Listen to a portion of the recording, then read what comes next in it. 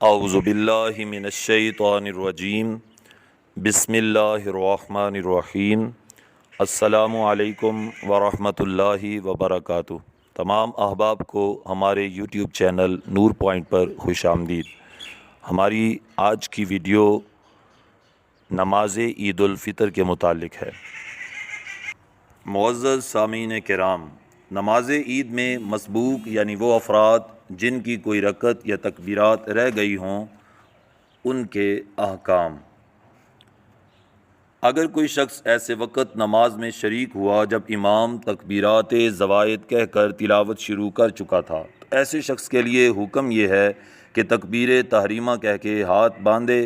اور ہاتھ باندھنے کے فوراً بعد تکبیرات زوائد کہے، اس کے بعد خاموشی سے امام کی قرات سنے۔ نمبر 2، اگر کوئی شخص ایسے وقت نماز میں شریک ہوا جب امام رکوع میں چلا گیا تھا، تو یہ شخص اندازہ کرے کہ اگر وہ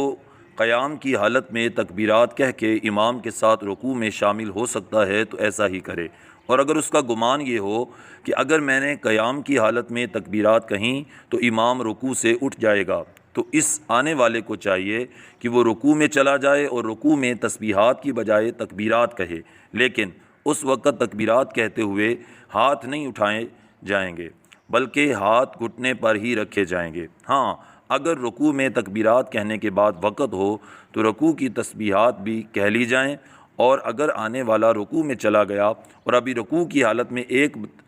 ایک بار تکبیر کہہ پایا تھا یا کچھ بھی نہیں کہہ پایا تھا تو امام رکوع سے اٹھ گیا تو یہ بھی رکوع سے اٹھ جائے، بقیہ تکبیریں اس سے ساکت ہیں۔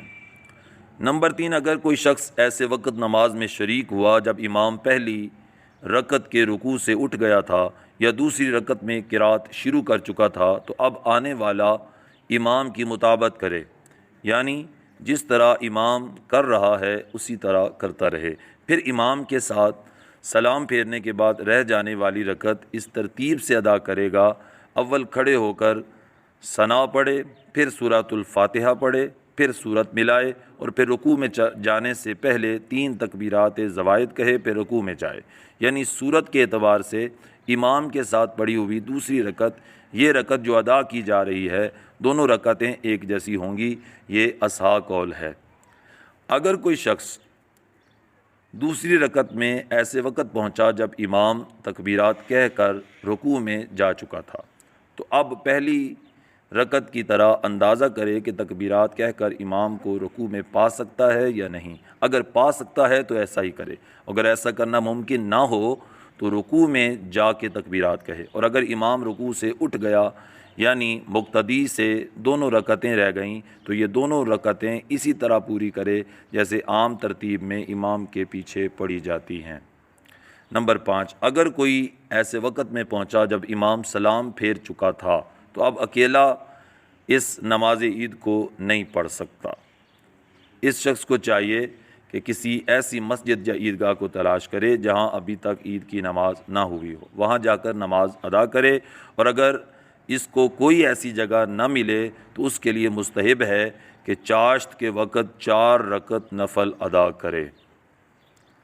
امید کرتے ہیں کہ آج کی ہماری یہ معلومات